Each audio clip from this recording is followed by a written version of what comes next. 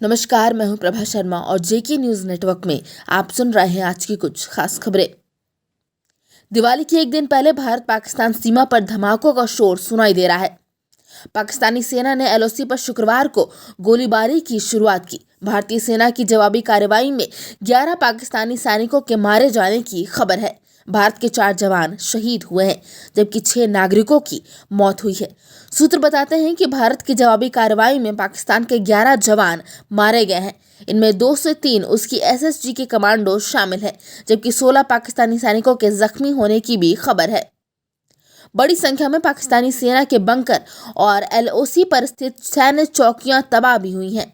भारतीय सेना के प्रवक्ता कर्नल राजेश कालिया ने बताया, पहले कुपवाड़ा जिले के केरन सेक्टर में पाकिस्तान की ओर से आतंकियों की घुसपैठ कराने की कोशिश की गई। भारतीय सेना के सचेत जवानों ने ये कोशिश विफल कर दी। इस दौरान हमारे 4 जवान शहीद हो गए। आपको बता दें कि एलओसी पर गोलीबारी की घटना के बाद पाकिस्तान ने इस्लामाबाद स्थित भारतीय उच्चायोग के प्रतिनिधि को तलब किया है। पाकिस्तानी विदेश मंत्रालय की ओर से दावा किया गया है कि भारतीय सेना ने रखचीकरी और खंजल सेक्टर में संघर्ष विराम तोड़ा।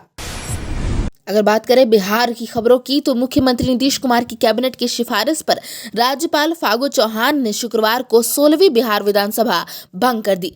राज्यपाल ने नीतीश तथा उनके मंत्रियों का इस्तीफा स्वीकार करते हुए उन्हें नए सरकार के गठन तक काम करते रहने को कहा। 16 या 17 नवंबर को नई सरकार शपथ लेगी। 15 को एनडीए विधानमंडल दल की बैठक में नेता का औपचारिक ऐलान होगा। नीतीश के नाम पर मुहर तय है। इनके नाम पर सब एक सुर हैं। नेता चुनने के बाद एनडीए राज्यपाल के सामने अपनी सरकार बनाने का दावा पेश करेगा। एनडीए नेताओं की बैठक के बाद नीतीश ने कहा कि घटक दलों की संयुक्त बैठक में सारा निर्णय होगा। शपथ की तारीख भी तय होगी। उधर राम जन्मभूमि में बना एक और वर्ल्ड रिकॉर्ड। श्री राम जन्मभूमि पर मंदिर निर्माण की शुरुआत के बाद ये पहली दीपावली है। शुक्रवार शाम सरयू तट पर आस्था और आत्मीयता के 6,06,569 दीप जले। राम राम जय राजा राम जय घोष के साथ इतनी बड़ी संख्या में दीप प्रज्वलन Guinness book of world records में दर्ज हो गया। दीपोत्सव के लिए अवधपुरी की गलियों से लेकर मुख्य मार्ग, सरकारी धार्मिक भवन सजाए गए। अयोध्या वासियों ने भी घरों को सजाने में कोई कसर नहीं छोड़ी। दीपोत्सव के लिए नया घाट स्थल पर राज्यपाल आनंदीबेन पटेल, मुख्यमंत्री योगी आदित्यनाथ और जगत गुरु वासुदेवाचार्य विद्याभास्कर जी महाराज ने दीप जलाकर सरयू की आरती उतारी। आरती के लिए 7 मंच तैयार किए गए थे। योगी आदित्यनाथ ने नए रिकॉर्ड के लिए देश दुनिया के लोगों को बधाई दी। साथ ही अगले साल दीपोत्सव का नया कीर्तिमान बनाने की बात कही। पिछले साल यहाँ 4,04,000 दीप जलाने का रिकॉर्ड दर्ज हुआ था।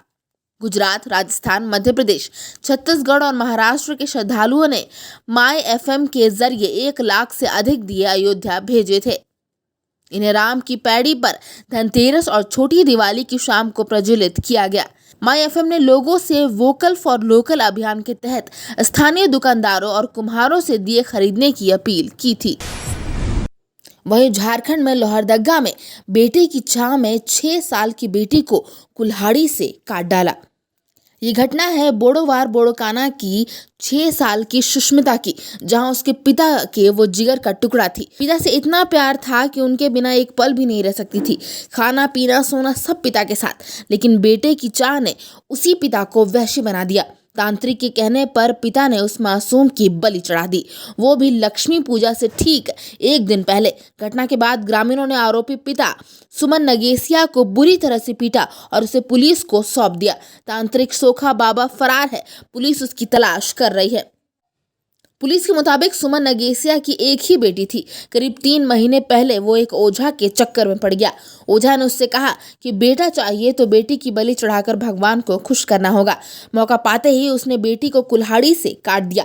गांव के एक मुखबधिर ने देखा तो बच्ची की मां और ग्रामीणों को इशारे में जानकारी दी। इसके बाद ग्रामीणों ने उसे पकड़ लिया। इंस्पेक्टर चंद्रमोहन हांसदा ने कहा कि पेशरार थाना पुलिस ने बेटी के हत्यारे पिता सुमन नगेसिया को जेल भेज दिया है। उस ओझा की तलाश में छापेमारी जारी है। उसके उकसाने पर आरोपी ने बेटी की हत्या की है। आपको बता दें कि बेटे की चाह को लेकर सुमन नगेसिया कुछ दिनों से परेशान था। उसकी तबीयत भी खराब थी। 3 महीने पहले उसकी मुलाकात एक तांत्रिक सोखा बाबा से हुई थी। उसने कहा था कि दिवाली के समय अपनी बेटी की बलि चढ़ाएगा तो बेटा पैदा हो सकता है। ये बात उसके दिलो दिमाग में बैठ गई। दिवाली करीब आते ही वो बेटी की बलि चढ़ाने के फिराक में था। इसी बीच उसे अवसर मिल गया। घर के सारे लोग खेत में धान काटने गए थे। घर में वो बेटी के साथ रुक गया था। दोपहर में वो घर में खेल रही थी, तभी मौका पाकर उसने बेटी को मार डाला। फिलहाल पुलिस ने बेटी के हत्यारे पिता सुमन नगेशा को जेल भेज दिया है और ओझा की तलाश में छापेमारी जारी है। वहीं अगर आप बात करें रांची में धनतेरस के बाजार की, तो धनतेरस के दूसरे दिन भी बाजार में धन वर्षा हुई है। कोरोना के कारण सुस्त पड़े बाजार को ऊपर उठाने में ग्राहकों का भरपूर साथ मिला। इस बार धनतेरस पर 2 दिन का मुहूर्त होने की वजह से शुक्रवार को भी खरीदारी के लिए लोगों की भीड़ उमड़ी। हालांकि इस दिन गुरुवार की तुलना में सभी सेगमेंट की बिक्री कम रही। फिर भी home decor products, electronic items, jewellery, बर्तन, मिठाई, दिए, मूर्ति, पटाखे आदि की अच्छी बिक्री रही। कार व बाइक शोरूम से 1000 से अधिक गाड़ियों की डिलीवरी हुई। व्यवसायियों से मिले आंकड़ों के अनुसार धनतेरस के दूसरे दिन रांची में अनुमानतः 150 करोड़ रुपए का कारोबार हुआ, यानी 2 दिन में कुल 450 करोड़ रुपए की बिक्री हुई है। अब तक की कुछ खास खबरों में इतना ही। आगे और ऐसी अपडेट्स के लिए बने रहिए हमारे साथ जेके न्यूज़ नेटवर्क।